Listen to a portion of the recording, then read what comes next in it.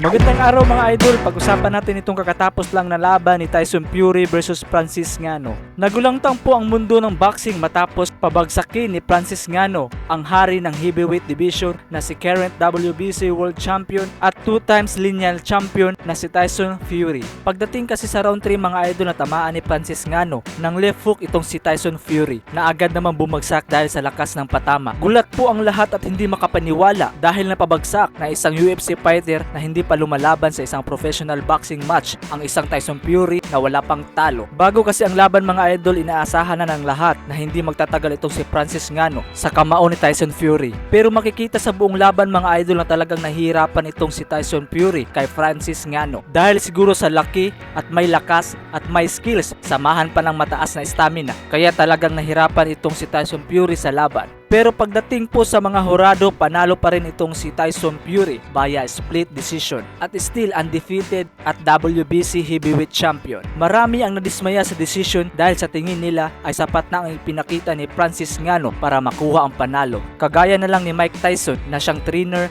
ni Francis Ngannou. Pero wala tayong magagawa dyan mga idol dahil alam naman natin na isang malaking business ang boxing. Kung sakaling natalo naman si Fury, maaaring mapurnada ang laban kontra Usyk na isang malaking laban para sa undisputed sa heavyweight division.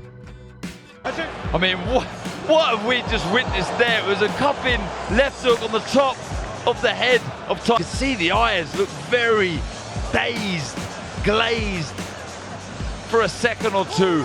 Unbelievable.